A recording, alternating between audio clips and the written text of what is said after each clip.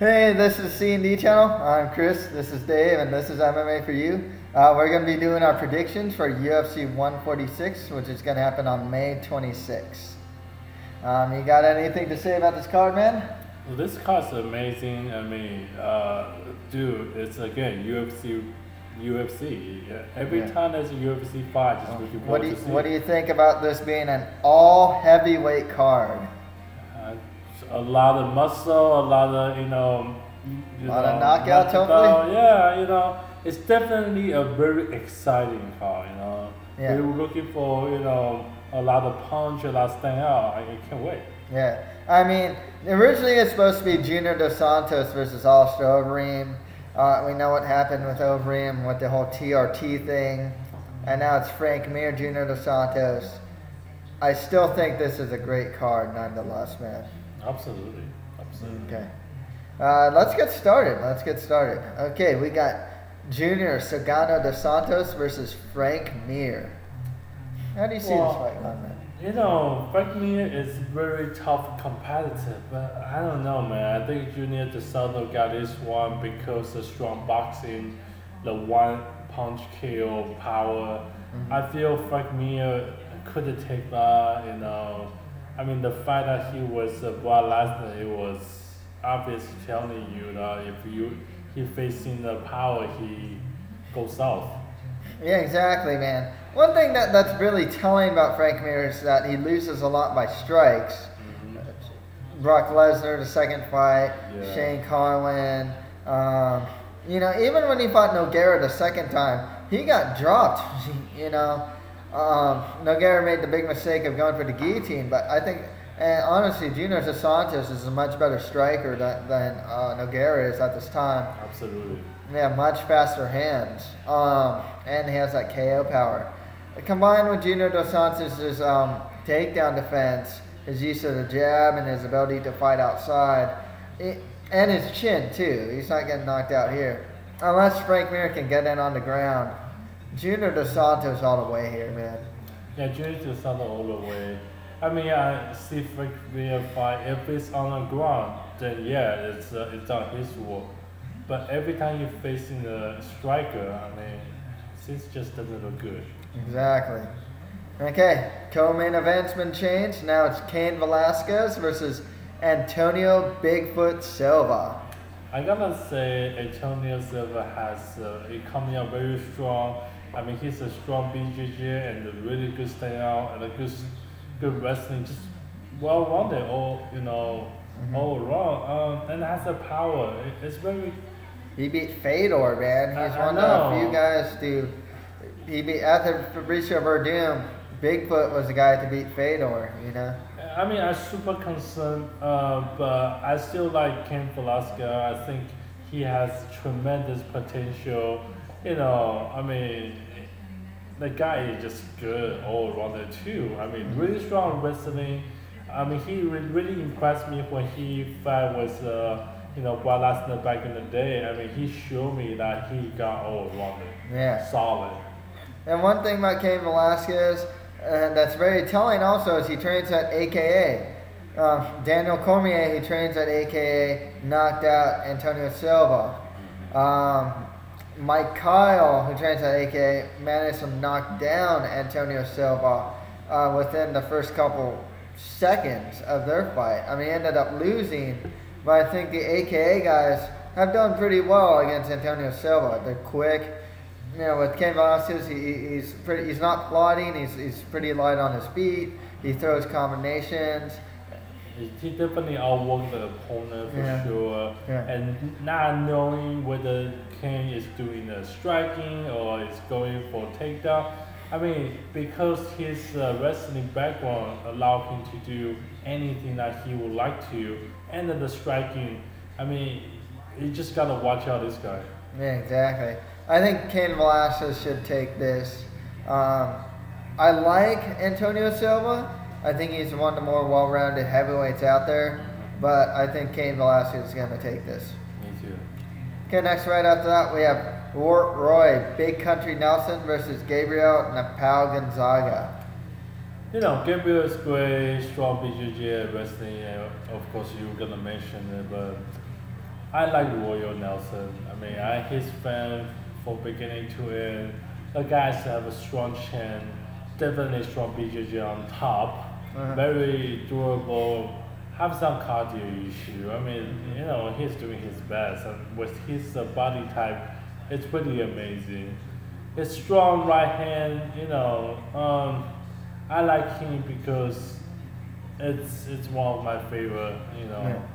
And he's not that bad. Yeah. This one's actually pretty iffy for me, and one thing that really concerns me with Gonzaga is if he can't put away Roy Nelson, I question his mental game. I am going to go with Gonzaga here. However, one thing is he's not the type of guy, you know, Roy Nelson, you saw in the Verdun fight and a lot of his other fights, he's always in the fight. You know, even if he gets beat up really bad, he's always in the fight. But with Gonzaga, you know, if he can't put him away, I'm very concerned, like after the second round, if he's gonna mentally give up, even though he shouldn't, even if he's up ahead in the scorecards. Gonzaga, though, really strong Brazilian Jiu-Jitsu. He's a well-rounded fighter. He's a bit plodding. That's one of his weaknesses. He's not that quick per se. You know, his wrestling's actually not that bad. His Brazilian Jiu-Jitsu is really strong, and he has power. I think, you know, he's going to be the taller guy also. I think when Gonzaga's in it, that, you know, he could be a really good heavyweight, but I think his mental game, and also it's kind of nice in his last fight against Oliveira that he used his grappling instead of stand-up. He kind of fell in love with his hands after a while. I don't think that'll be the case here. Well, you know what, even if it is, you know, Roy Nelson, he's a good enough striker. You know, I think he's like equal to Gonzaga. Yeah, I mean, right now, you know, for me to choose Roy Nelson, I definitely want to give on the mental game. Hopefully, like Roy protect himself well. I mean, he has a good chance. He doesn't get knocked out, you know, not easily. Definitely, you know, try to maintain to first, second round, get Gonzalez to question himself, you know, mental game breakdown. Hopefully with a good BJJ, you know, if you take down, you protect yourself well, you know, if it's striking, I don't think Roy Nelson has a bad striking, but I do worry about his defensive stand-out. You know, hopefully, well, but also, yeah, I do worry about his defensive stand-out, but I think he can take enough chance. As long as we pass the second round, you know, Gonzaga start questioning himself, and you know, show the weakness. I think Royal Nelson will take in charge. Cool. And next right after that, we have two undefeated prospects here, as Shane Del Rosario is going to fight Stipe Miocic. This is a tough fight too. I pick out Shane. What's your pick? I had Stipe, but man, I'm a big Shane Del Rosario fan. I mean, one thing I worked against Del Rosario, he last fought in February 2011. However, Stipe Miocic, he's taking this fight on short notice. He's only getting 1 month notice for this fight. So it kind of evens out a little there. Both these guys, strong stand-up. I think Miocic's going to have the better wrestling though. But Del Rosario, I think, might have the better Brazilian Jiu-Jitsu. He's one of the few guys in heavyweight that I've seen beat a guy with an omoplata. Nice. Yeah. I mean, you know, both records pretty insanely good. Shane has 11-0 undefeated, so your guy has an 8-0 undefeated. I mean, Shane have an 8 KO, TKO, 3 sub, but your guy has a 6 KO, TKO, and 1 sub. I mean, it's very, very competitive. Like you say, I agree with you that Shane has a really good BJJ, but don't forget he is strong, very strong kickboxing background. He is a finisher, and you know, I'm looking at, you know, the only thing I kind of worry, I don't know what it is. He never really been past second round. Well, because he keeps finishing this guy. I mean, you know, hopefully it's a good thing. But your guy is not easy guy to finish. Mm-hmm. So let's say if we go to second round, hopefully she can still toughen out and then have enough cardio to take him through. I really doubt that he can finish Struve in the first round, or even come that close. But he definitely is a good component with your Struve. Yeah. Stipe, he's a guy I've been looking, keep my eye on. But I do like Rosario a lot, man. I remember seeing him in Strikeforce. Mm-hmm. He's really good. He's also Filipino. That's why I hate picking against him. But you did. What's wrong with you? No love to your Asian brother. But with Stipe, his stand-up, his kickboxing is good as well. He has really strong kicks, has a lot of power. He knocked out Felter Fries in his last fight. Yeah. He's fought in the UFC twice now. I am hoping your guy, the cardio, have some problems so we can, Shane can take it in charge on that. Yeah. Hopefully. The only time Stipe really showed some cardio issues was against Joey Beltran. And Joey Beltran makes it so that with fights, the pace is really high. So we'll see how this one goes. Definitely. Okay, and finally on the main card, we have the Super Samoan, Pride Never Dies, Mark Hunt, versus Stefan the Skyscraper Struve. I gonna put a caveat here. I always pick Mark Hunt no matter what. He is my guy, Pride Never Die. I choose differently on this one. Going Struve, man, the guy with the long limbs, huh? The only reason that I would go across the board because he's total fighter, tallest fighter in UFC to talk about that matter. Really strong BJJ, very good triangle choke. I worry about that. Mark Hunt's always been susceptible to submissions. That is the reason that I kind of changed how in the last minute. Talk about the fight. I think the BJJ is definitely Mark Hunt's weakness, and the triangle choke is not something that I feel Mark Hunt can get rid of that easily. And don't even go out on a stand out. Struve stand out is pretty damn good himself. Mark Hunt is gonna be arguably the better stand-up fighter here. Of course, and I hoping this is go on the floor as well, not really on the stand out, because Struve have a terrible stand out defense. But if we get this on the ground, and if Mark Hunt submit himself to the triangle choke, this thing can really go south for him. And one thing with Mark Hunt, man, this guy's coming out with a career resurgence. He just beat and TKO'd Czech Congo. Not a lot of the guys can do that in the heavyweight division, except the elite guys. One punch KO power, extremely accurate. That's the other thing, and he's surprisingly agile and accurate. You saw in the Roswell fight that he's fixing the holes in his defensive wrestling and even his Brazilian Jiu-Jitsu game. I do worry about it, the fight going to the ground nonetheless. Stefan Struve, his long limbs can cause some damage. Absolutely. One thing about Stefan Struve though, everyone he's fought in the UFC, he's always been hit clean. And I think it'll be no different with Mark Hunt. Oh no, Mark Hunt for the win. Mark Hunt definitely is much more accurate, and I can see he able to hit Struve very easily. Again, the only thing I worry about is the triangle choke on the ground. I just don't know how good Mark Hunt can protect himself. Other than that, I would support Mark Hunt, but I would pick Struve. Okay. Cool, man. Let's go on to the prelims then. Okay, we got Edson Barboza versus Evan Dunham. Dude, I'm telling you, I like Edson Barboza, but I have to choose Evan.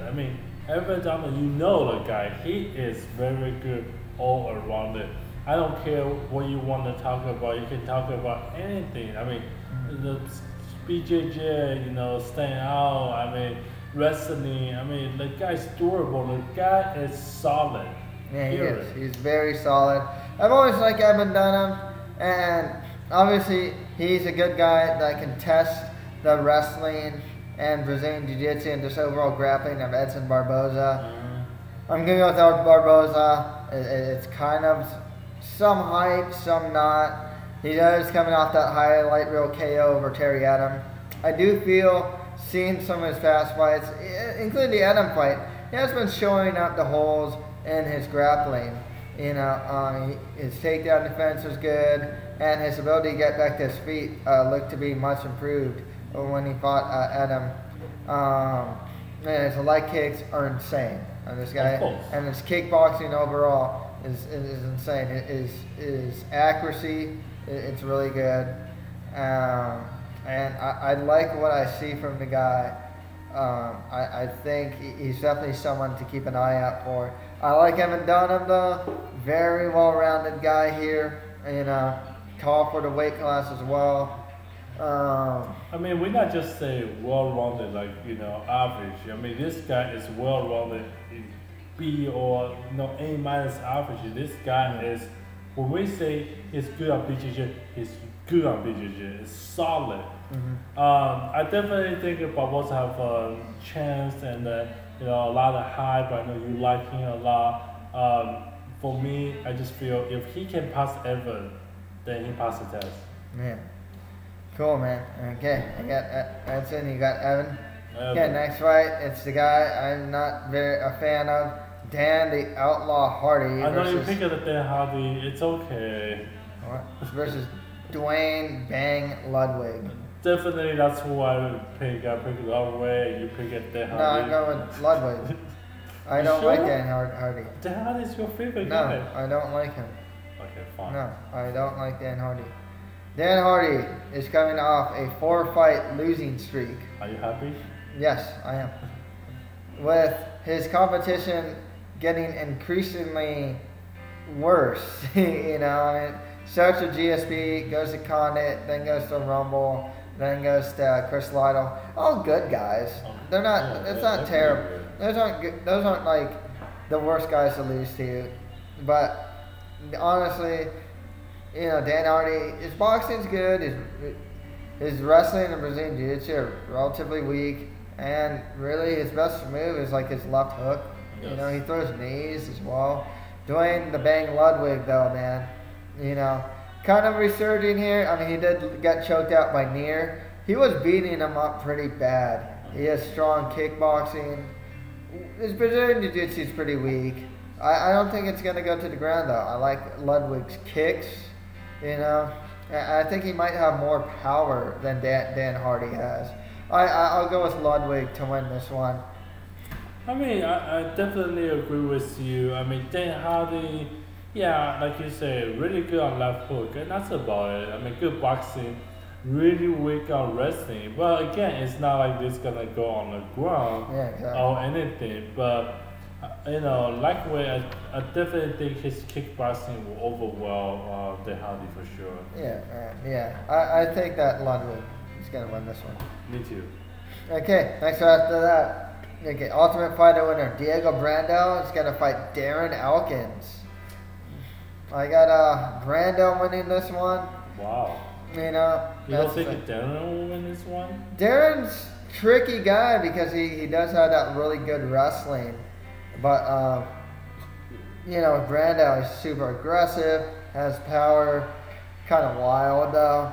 Yeah. Really good Brazilian Jiu-Jitsu. If you saw the Bermudez fight, he slaps that armbar out of nowhere, man. It's good stuff. But I gotta say though, Diego's good, but he's a defensive stay out.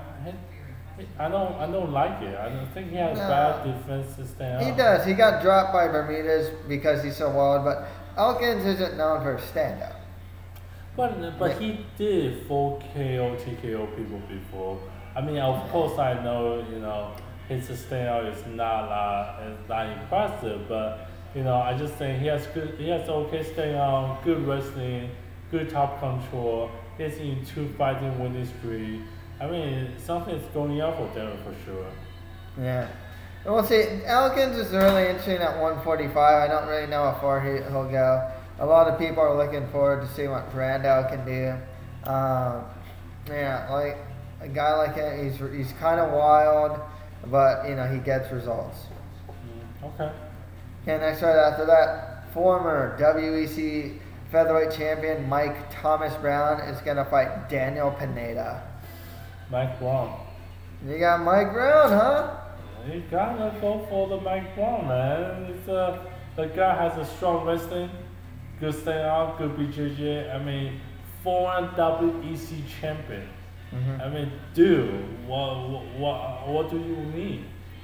Daniel Pineda is a surging prospect in the 145-pound division. He is a finisher, man. 17-7 record, 6 KOs, TKOs, 11 subs. And he takes a lot of risks on the ground, which has cost him because he's been subbed 6 times. But he does have good Brazilian Jiu-Jitsu. He is a finisher. I mean, he took, I think, his last 2 fights were actually on short notice. So, and he won those fights by submission. That's the thing. He beat Mack and Semmerzer actually in his last fight. Mike Thomas Brown is the last guy he beat was named Fan. He hasn't been looking that great as of late too, so I'm kind of counting that as to why Pineda, who's kind of surging, versus like Brown, who's kind of declining. That's the thing. That's kind of what I'm looking at it. Yeah, if Michael Brown bring out the A game, I think this is definitely his game. I mean, he has a really strong wrestling who definitely will help him defensive-wise and attack-wise. He is not bad on the BJJ as well, but the good part is his stand-out should be pretty good. So I'm looking at very well-rounded Mike Brown to first, Daniel. Hopefully he come out ahead. Okay, next right after that we have the Doberman CB Dalloway versus Jason Mayhem Miller. I gotta go with Jason Miller, man. This is no brainer. Strong BJJ, decent style, decent wrestling.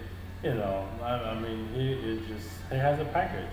Yeah. One thing about Miller, I mean, he lost pretty bad against Michael Bisping in his last fight, so that does concern me. At least with CB Dalloway, he does have strong wrestling. His top control is good, and his Brazilian Jiu-Jitsu has been greatly improving. Absolutely. So he can win this fight, but I got to go with Miller to win it. I think his Brazilian Jiu-Jitsu is much stronger. Mm-hmm. My only problem with Miller, if you see him strike against Bisping or even his takedowns, kind of clumsy looking. He's not really a natural athlete in that sense. But nonetheless, I think he'll win. Especially if it hits the ground, I think Miller has the advantage there. Me too, definitely. Okay, next fight after that, we have Kyle Kingsbury versus UFC newcomer, but he's been fighting forever, Glover Teixeira. Glover Teixeira. Like you said, he's been fighting forever, 7-2 record, 12 KO, TKO, 3 submission, the 15 fighting win streak. Yeah. God, man, this guy is unstoppable. Yeah.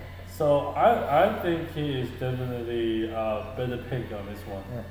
The last time Glover Teixeira lost was against Ed Herman in 2005. That's a long time ago. That's a while back. I gotta worry about octagon jitters. However, Kyle Kingsbury isn't too bad. He lost his last fight against Stefan Bonner. He showed weaknesses when he was put on his back. He does have power in the stand-up, and he's a natural athlete as well. Treated with good camp in AKA. But I gotta go with Glover to win this one. Absolutely. The KO, the TKO, I mean, the 15 fighting winning streak, I mean, the guy says so. Yep. Cool. And finally, hopefully we see a ground battle here as Paul Sass fights Jacob Volkman. Jacob Volkman, really strong wrestling here. I mean, he's suffocated on top control. I mean, good BJJ. I don't like his footwork, but his BJJ and the top control is great. Well, one thing that's really interesting about this fight with Paul Sass, they call him the Sass angle, because he was submitting like black belts with triangle chokes when he was a white belt. Yes.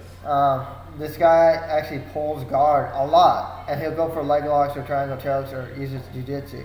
However, you're up against Volkman, who can stifle that. His Brazilian jiu-jitsu and elbow grappling game is really strong.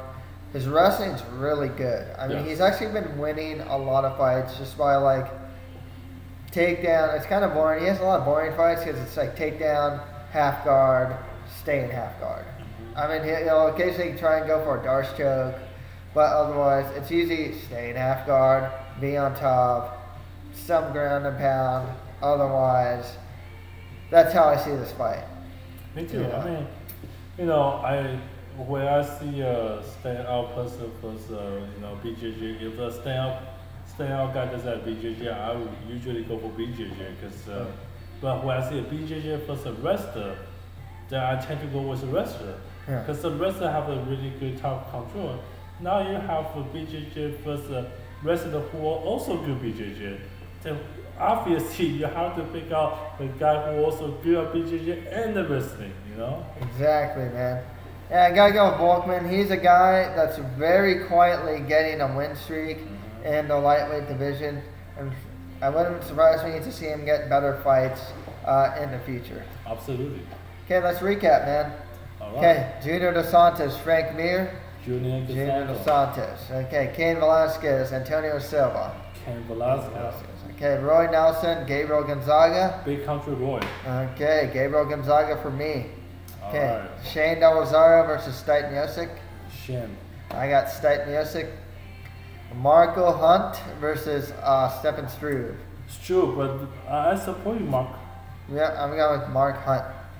Okay, on to the prelims. Edson Barboza versus Evan Dunham. Ever done it. Yeah, I got Edson Barboza. Okay, my most hated fighter, Dan Hardy versus Dwayne Ludwig.